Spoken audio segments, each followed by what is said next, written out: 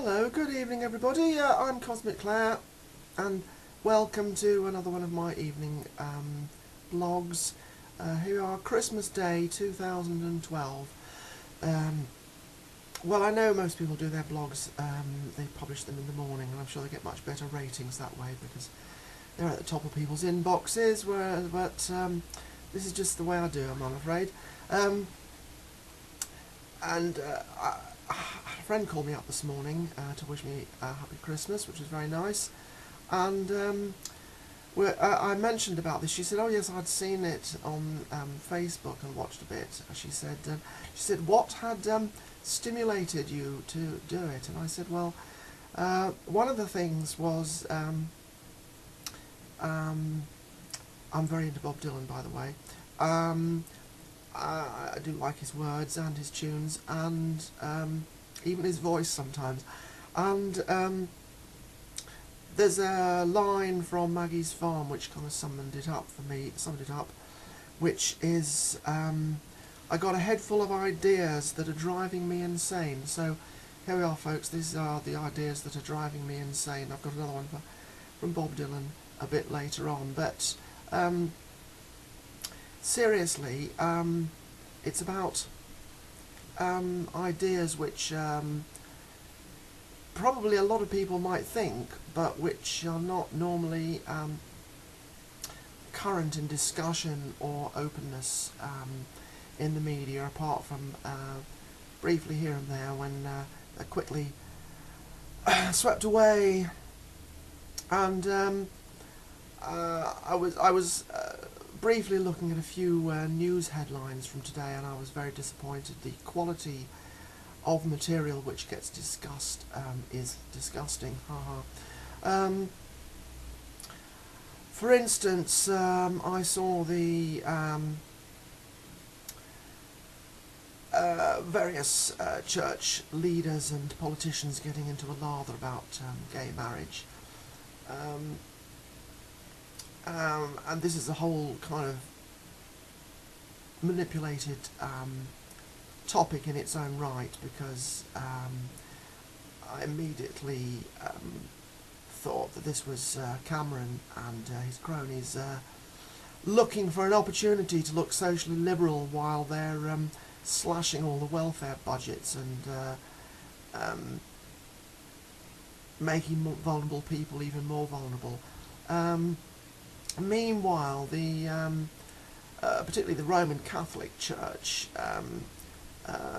leaders going on about how bad gay marriage would be, and the Church of England lamenting that there's been disunity about women bishops and stuff like this. And are they, well, these are issues, but are they the most important ones to be making big headlines out of when people are being killed in Afghanistan, innocent civilians being killed by remote-controlled drones,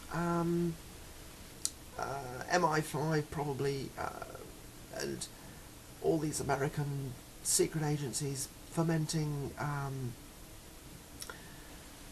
disorder and violence in the Middle East. These are all things which do not get talked about. The Western world, the world that flies under the banner of Christianity,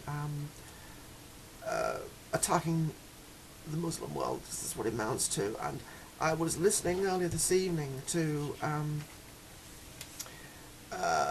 excellent webcast by Malcolm, is it Gwite or Guite? Malcolm Gwite, who is a chaplain at Cambridge, I think it's Girton, and he's a big fan of C.S. Lewis as well, which I have in common with him, and he was quoting some Blake, which I think pretty much sums up, this was a kind of the crystallising thought. I thought, what am I going to talk about today? And when I heard this, I thought, oh, this has got to be the centrepiece. Blake said, this was in a particular context, but I'll just take the short bit. Every religion that preaches vengeance for sin is the religion of the enemy and avenger, and not the forgiver of sin, and their god is Satan. So we have the Western powers, Bush, Obama, Clinton, Cameron, Blair.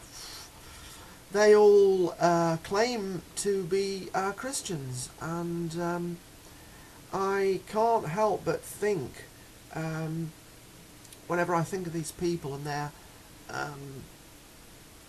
their moral position, their spiritual standing in the world, I think of the marvellous old film from the early 50s, I think, Humphrey Bogart and Catherine Hepburn, the African Queen, and there's a line that Humphrey Bogart has at one point when Catherine Hepburn, playing the missionary's sister, has been particularly critical and unforgiving towards the rather sloppy and loose-living lovable rogue that is played by Humphrey Bogart, Charlie Olnut, I think he's called, and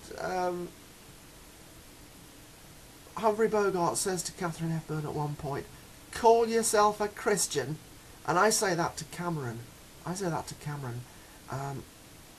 He should be ashamed to claim that, because he completely perverts any intended meaning that there might have been in that originally. Well, unfortunately, the teachings of Jesus have been pretty much kind of hijacked, for 1700 years or so, and particularly by the Roman Catholic Church, who were instrumental in suppressing the Gnostic teachings of the early 1st, 2nd, 3rd centuries, which fortuitously found them managed to be saved, and who knows, perhaps there are more yet to be found, but the Nag Hammadi Gospels particularly, not to mention the Dead Sea Scrolls, have reinformed us at a greater depth about the pre-Constantine world of religious belief and spiritual teaching in Palestine and Egypt in the 1st century or so. And this is a long way from the authoritarian conformism of the Roman Catholic Church, and which unfortunately has embedded itself in the whole kind of zeitgeist of Western religion, or even social morality, at a kind of social ethical level, regardless of apparent religious beliefs or metaphysics. But I'm reminded here of C.S. Lewis in the last battle, when people who think that they've been worshipping Tash find themselves face to face with Aslan and quite happy with the situation, whereas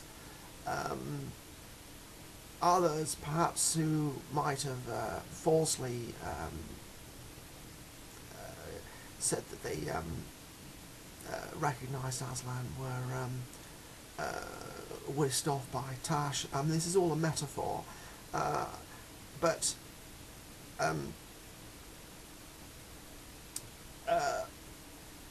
whether you think of Aslan and Tash in terms of real spiritual beings, or as some vague kind of moral positions that people can take, or if you think of them in terms of like karma, like the Hindus, Buddhists and Taoists would,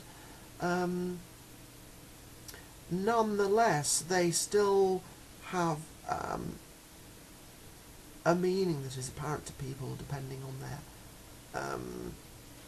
social and cultural context. And C.S. Lewis' point is that people who profess, people like Cameron who profess to be a Christian and carry out war and dispossess the poor and kill innocent civilians, that whatever they might say and whatever they might believe, he might even believe that what he is doing is right, supporting this war, killing civilians, getting our own people killed and maimed and permanently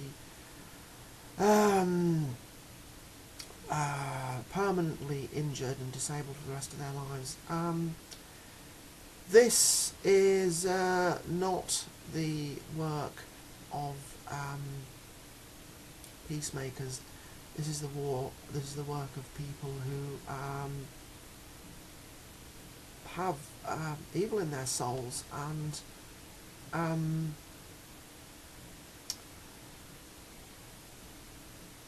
this is part of the deception that we are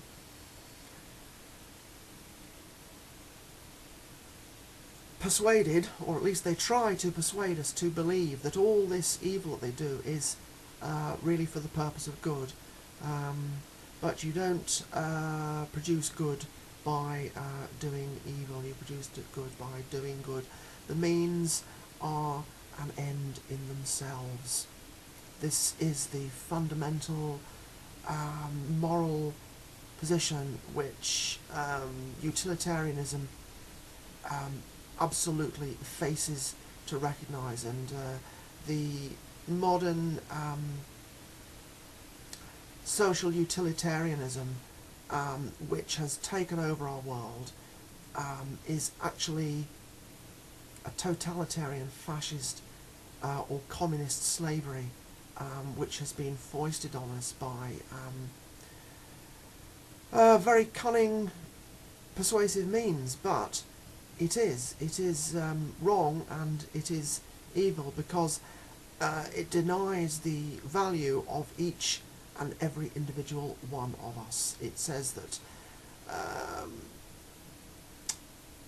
little people can be oppressed and made to suffer if the larger majority are better off as a result. So you see what happens. The powerless are trodden underfoot. Orwell's boot in the face of humanity forever and ever, while the people who benefit by it become more and more elitised, and the middle ranks drop away so that you have a thin layer at the top, graduated down through a few administrators, and the vast majority of people at the bottom who are forced into servitude and coerced into lack of freedom because they are told that it is better. Somebody else has decided it's better for everybody if you don't. Oh well, we better kill you because you're an Afghan villager. You haven't got in the way,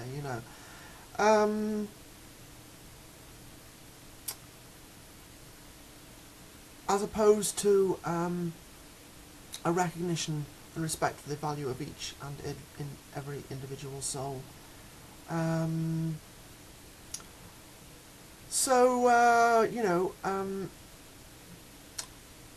Kind of taking this a long way away from Christmas, but whether you believe Christmas is a real story or a Jungian myth, it's kind of almost irrelevant actually, as old David Jenkins, the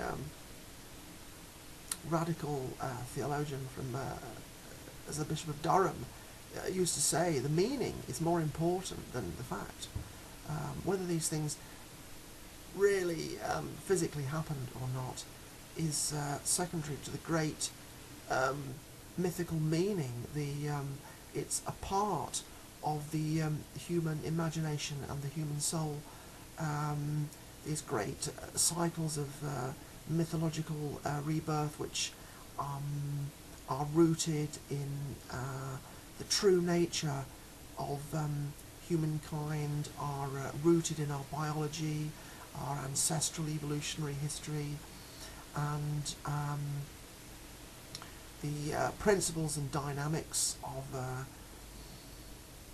incarnation, evolutionary adaptation. They're all encoded there, and not just in stories such as the Christian story of Christmas, others, but there are many more which myths and secrets which have been deliberately suppressed, largely by the Catholic Church. Yes, they have a great store of secrets, which I think they should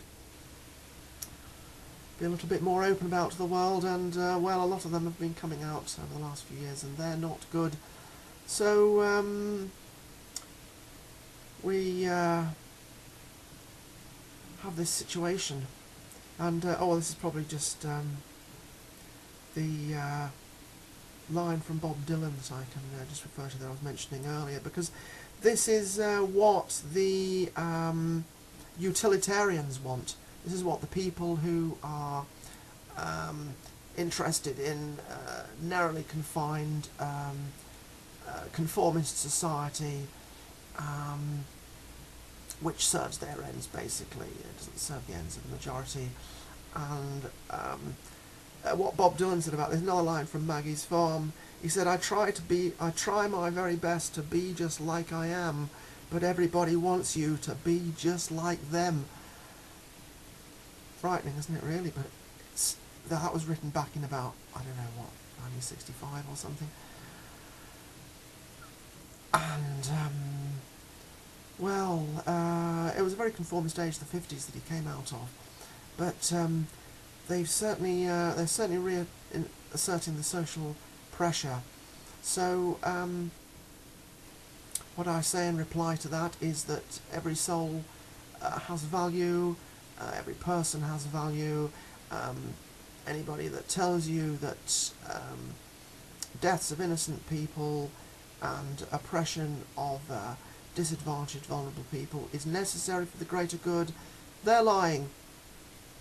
Yeah? Okay. Right, well, I think I got to the point there. So follow your own truth, and you're a valuable soul. Okay, well, hope you all had a wonderful, happy Christmas, everybody, and thank you for listening. Nah, in Lakesh. And a friend called me up this morning to wish me a happy Christmas, which was very nice. And I mentioned about this. She said, "Oh yes, I'd seen it on Facebook and watched a bit." She said, "What had stimulated you to do it?" And I said, "Well, one of the things was I'm very into Bob Dylan, by the way. Looking at a few news headlines from today, and I was very disappointed. The quality of material which gets discussed is disgusting. For instance, I saw the various church leaders and politicians getting into a lather about gay marriage. Obviously, it's about ideas which probably a lot of people might think, but which are not normally current in discussion or openness in the media, apart from briefly here and there when they're quickly swept away. And I was briefly, I do like his words and his tunes, and even his voice sometimes. And there's a line from Maggie's Farm which kind of summed it up for me, which is I got a head full of ideas that are driving me insane. So here we are, folks. These are the ideas that are driving me insane. I've got another one from Bob Dylan a bit later on, but serious. Hello, good evening everybody. I'm Cosmic Claire, and welcome to another one of my evening blogs. Here we are, Christmas Day 2012. Well, I know most people do their blogs, they publish them in the morning, and I'm sure they get much better ratings that way because they're at the top of people's inboxes, but this is just the way I do them, I'm afraid.